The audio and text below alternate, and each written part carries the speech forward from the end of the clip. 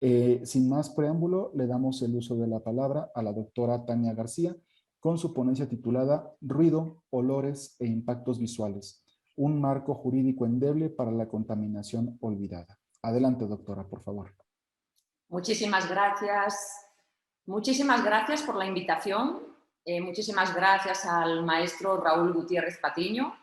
Les confieso que es mi primera vez en la Universidad Iberoamericana, entonces, bueno, pues estoy muy emocionada de estar hoy con ustedes, aunque sea de manera virtual. Y efectivamente voy a hablar de tres grandes problemas de contaminación a los que he bautizado como la contaminación olvidada, que son la contaminación acústica, la contaminación por olores y la contaminación visual, dentro de la cual vamos a hablar tanto de la contaminación lumínica como de la contaminación paisajística. Como les decía, pues he bautizado a estos tres grandes problemas de contaminación como la contaminación olvidada, porque probablemente son tres problemas de contaminación o son los problemas de contaminación a los que menos atención se les presta. Quizá por considerar que no son especialmente graves para el planeta, pero es cierto que todos ellos influyen notablemente en nuestra calidad de vida e incluso en nuestra salud, y lo que es peor todavía, dificultan e incluso pueden llegar a impedir el pleno disfrute de un derecho a un medio ambiente sano y generar inequidades ambientales no deseables. Como les decía, son problemas de contaminación a los que se les presta poca atención. Algunos de ellos están regulados, sobre todo lo que es la contaminación acústica, es decir, los ruidos, pero no siempre están demasiado bien regulados, y la realidad nos dice que nos enfrentamos a este tipo de molestias, a este tipo de contaminación constantemente. Así que voy a empezar por hablar en primer lugar de las emisiones de olores, de lo que se conoce como la contaminación por olores.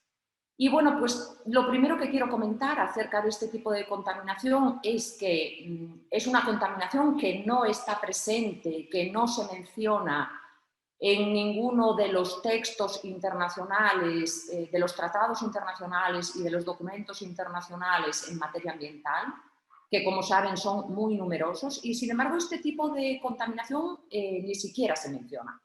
Por lo tanto, huelga a decir que tampoco existen tratados internacionales en la materia.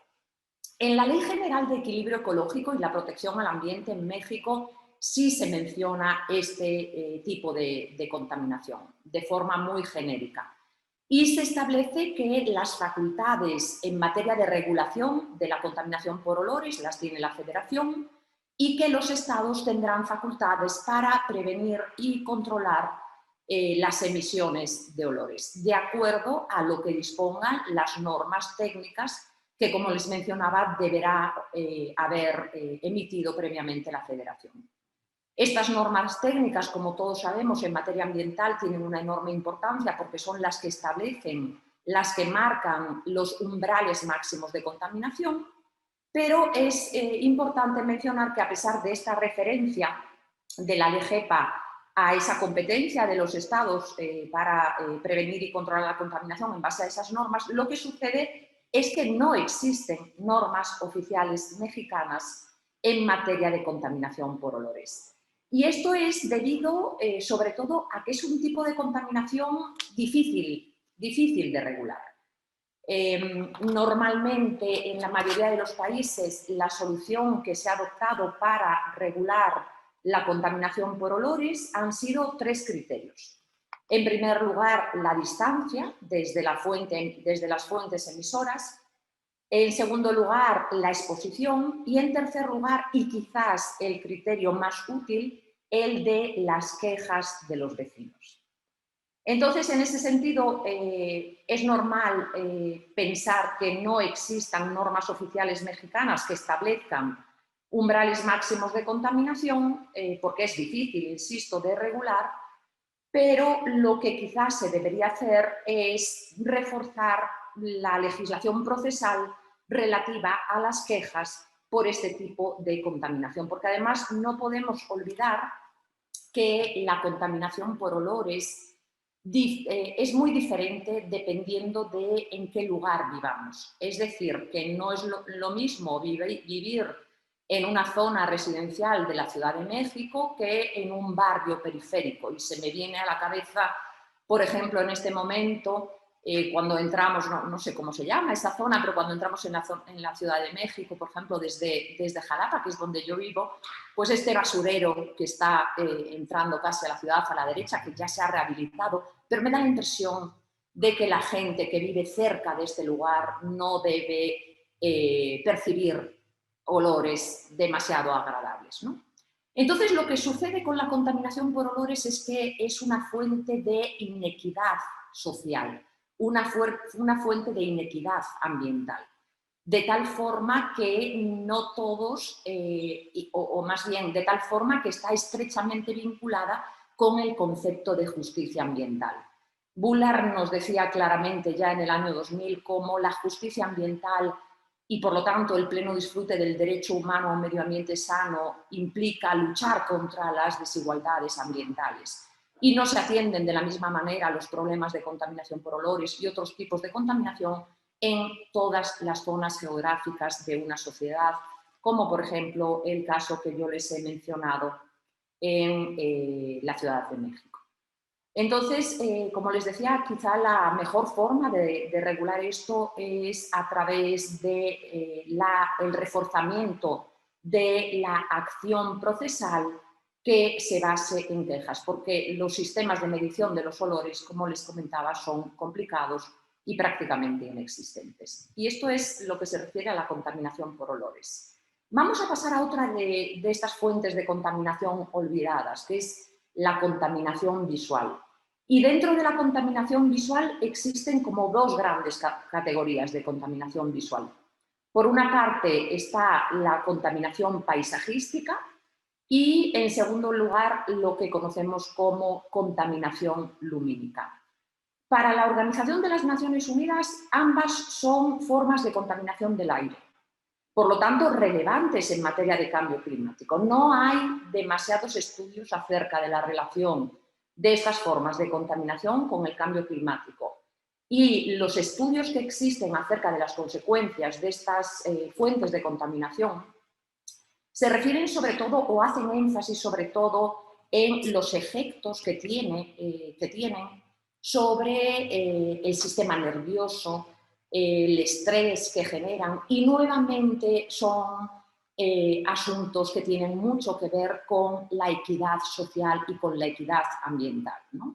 Estoy pensando, por ejemplo, ahora en Brasil, en Río de Janeiro, en este parque tan maravilloso que está en la bahía de Río con una iluminación espectacular nocturna, y estoy pensando en la iluminación que pueda haber en una favela en el mismo país.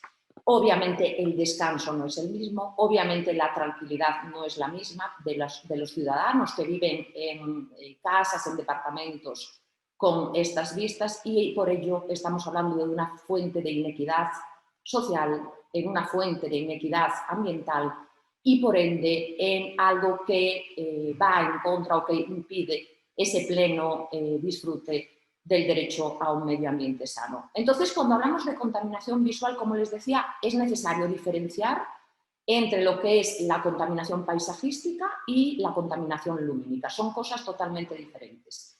En lo que se refiere a la contaminación paisajística, al paisaje, al derecho a disfrutar de un paisaje, la regulación, la mayor parte de la regulación que existe, tanto a nivel internacional como a nivel nacional, está vinculada con el concepto de patrimonio cultural y patrimonio natural. A nivel internacional tenemos una convención, que es la Convención sobre la Protección del Patrimonio Mundial, Cultural y Natural, y está ciertamente regulado. Insisto, con la finalidad de garantizar el derecho a disfrutar del paisaje. Y a nivel local, o a nivel nacional más bien, y a nivel de México, mencionarles que este tipo de contaminación aparece regulada en el artículo 155 de la LGEPA, de la Ley General de Equilibrio Ecológico y Protección al Ambiente, que por cierto se aplica también a las emisiones de ruido, y nos dice que están prohibidas las emisiones de ruido y la generación de contaminación visual, pero también remitiéndonos a esas normas técnicas, a lo que dispongan las normas oficiales mexicanas sobre el tema. En México, como les decía, la mayor parte de la regulación referente a la contaminación visual, a la contaminación paisajística, se refiere a la contaminación visual urbana. Y lo que regula básicamente es el uso de carteles, anuncios publicitarios, grafitis, propaganda electoral. Hay que reconocer que en materia de propaganda electoral ha habido grandes avances en el país, pero en materia de contaminación visual urbana yo creo que no es necesario ser un especialista en el tema para darse cuenta de que algo no está funcionando. Y además, por ejemplo, si tomamos otra vez el caso de la Ciudad de México, es claro, es obvio, insisto, que sin ser especialista en la materia, la regulación no debe ser muy buena porque no es efectiva. Es decir, el nivel de exposición a contaminación visual al cual nos enfrentamos en una ciudad como la Ciudad de México es enorme. Claro, hay muchas otras ciudades en el mundo que también tienen espacios. Se me ocurre ahora, por ejemplo, pensar en Times Square en Nueva York, ¿no? Que es el típico lugar al que llegas y te encuentras sobrepasado por carteles y por anuncios, pero la diferencia entre este tipo de contaminación y otras ciudades, o entre esta ciudad y otras ciudades, es que una cosa es que ese tipo de exageración en anuncios, carteles, etcétera, se encuentre centralizada en un lugar concreto o en unos lugares concretos, y otra cosa muy diferente es que esté a lo largo de toda la ciudad. Y esto genera también problemas y afecta a la calidad de vida. Afecta a la calidad de vida y sobre todo al sistema nervioso, como les estaba mencionando. Otro aspecto importante relacionado con la contaminación visual y todavía mucho más dañino es el que se refiere a la contaminación lumínica. El derecho a disfrutar del cielo nocturno es un tema en el que se ha venido trabajando y que se considera parte integrante del derecho a disfrutar de un medio ambiente sano. Y sin embargo sabemos que en muchas ciudades ese derecho a disfrutar del cielo nocturno no es una realidad. La definición de contaminación lumínica no aparece en la Ley General de Equilibrio Ecológico y, por lo tanto, tampoco existen normas oficiales mexicanas al respecto. Hace unos años, en el año 2018 concretamente, hubo una iniciativa para reformar la LEGEPA y para incorporar estos conceptos de contaminación lumínica, luz intrusa, y sobre todo la regulación en este tema se basa en los tipos de luz y en cómo deben estar colocadas las luminarias. Sin embargo, esa iniciativa no prosperó y esas modificaciones esperadas a la Ley General de Equilibrio Ecológico y Protección al Ambiente, por lo tanto, no están presentes en nuestra legislación. Y por último, en lo que se refiere a la contaminación acústica, es de estos tres grandes problemas de contaminación que estoy mencionando, es el más regulado. O sea, el tema de las emisiones de ruidos sí está ampliamente regulado en México a través de normas oficiales mexicanas. La regulación de la contaminación por ruido en términos generales sigue el mismo esquema que sigue la contaminación atmosférica, porque también se considera un problema de contaminación atmosférica, de contaminación del aire, sigue un poco el mismo esquema, es decir, que se divide la regulación en base a las fuentes de contaminación, a las fuentes de ruido, dividiéndose o distinguiéndose entre fuentes fijas y fuentes móviles. Y, por lo tanto, se sigue también la misma distribución de competencias que en materia de atmósfera, o sea que hay fuentes fijas de competencia federal, fuentes fijas de competencia estatal, fuentes móviles federales y fuentes móviles estatales. Existe, como les decía hace un momento, una abundante legislación técnica en materia de ruidos, pero sobre todo la legislación que existe en materia de ruidos está destinada al ámbito industrial, al ámbito empresarial, y sobre todo se basa en cuestiones relacionadas con seguridad en el trabajo, es decir, en aquellas industrias donde los procesos industriales implican ruido, implican la exposición a ruidos, pues existen muchas previsiones acerca de esas medidas de seguridad que tendrán que existir para los trabajadores. También suelen existir medidas de prevención y control de este tipo de contaminación en espacios donde hay mucho ruido. Por ejemplo, se me ocurre el tema de los aeropuertos, pero en el ruido diario, en el ruido del día a día, no hay demasiada regulación, y cuando la hay, lo que sí existe es una falta de control absoluta, ¿no? Entonces es muy habitual, esto creo que pasa muy habitualmente, pues las fiestas de vecinos con la música ensordecedora, los cohetes, todas esas expresiones ruidosas que a muchas personas no le afectan demasiado y a otras personas sí les afectan enormemente, ¿no? Últimamente, durante los últimos años, se ha puesto muy de relieve lo mucho que afectan estos ruidos, por ejemplo, a las mascotas, pero poco se dice de lo mucho que afectan estos ruidos, por ejemplo, a personas enfermas, a personas que tienen padecimientos, y que esa exposición al ruido también es realmente molesta y, como les decía, afecta enormemente al sistema nervioso.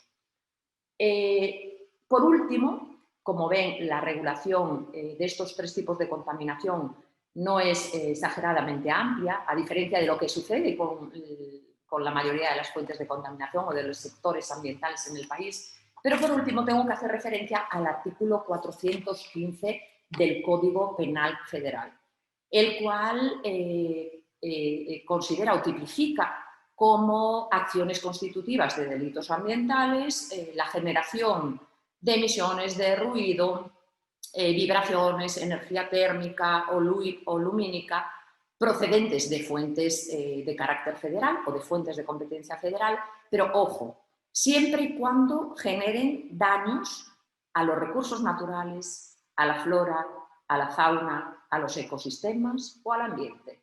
Es decir, que no se incluyen los daños al ser humano. Muchísimas gracias.